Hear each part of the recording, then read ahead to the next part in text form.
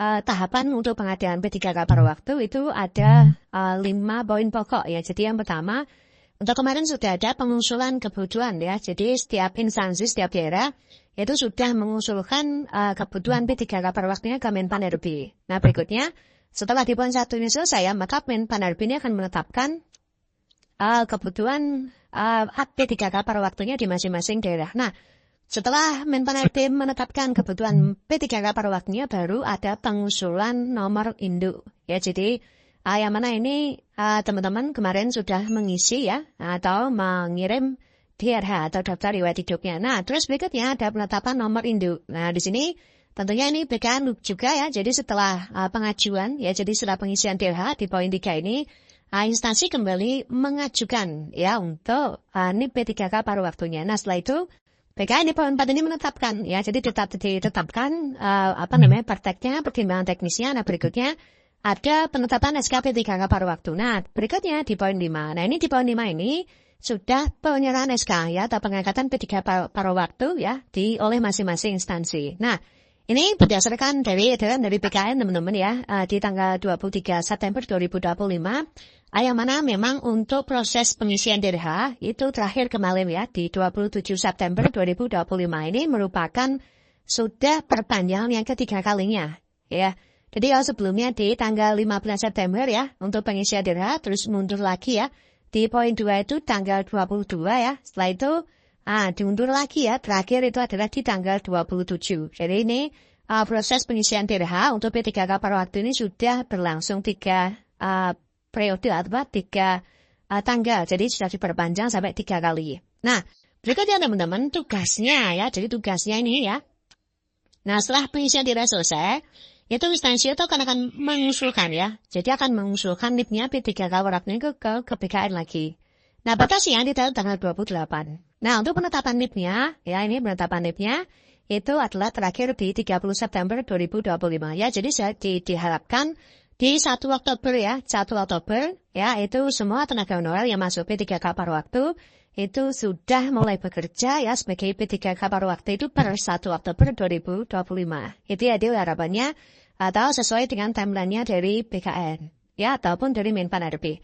Nah, berikutnya teman-teman, di sini ada beberapa daerah ya ternyata yang sudah siap menyerahkan SK P3K paruh waktunya. Nah, mungkin nanti selain 2 daerah ini, mungkin ada daerah lain ya yang sudah siap menyerahkan SK P3K paruh waktunya. Nah, ya teman-teman bisa memberikan informasi di kolom komentar, gitu ya. Nah, kita kasih contoh satu untuk informasi undangan penyerahan P3K paruh waktu ini ada di Kota Balikpapan, teman-teman ya. Ini di Kota Balikpapan, ya dari Badan Kepegawaian dan Pengembangan Sumber Daya Manusia.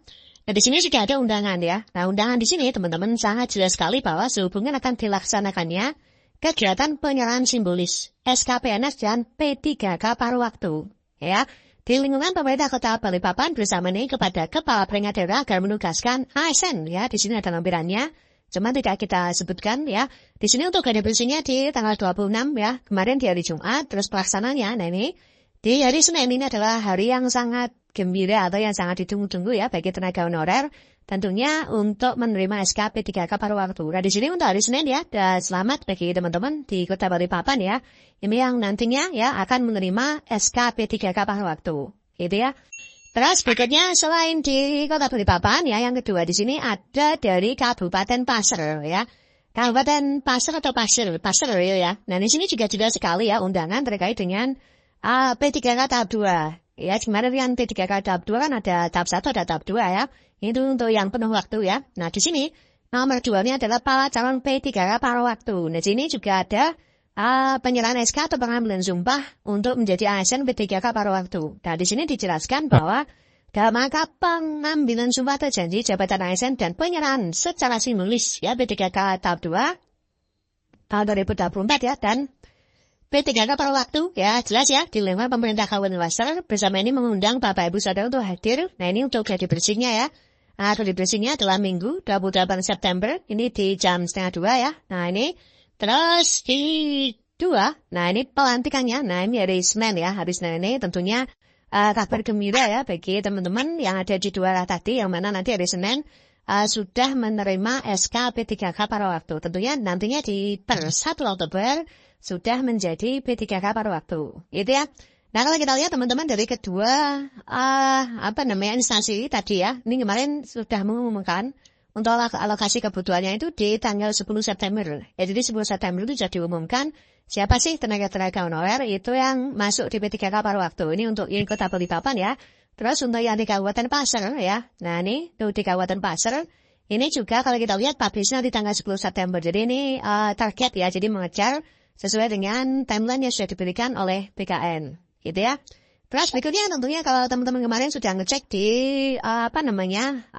Mola ya, atau monitoring layanan dari BKN.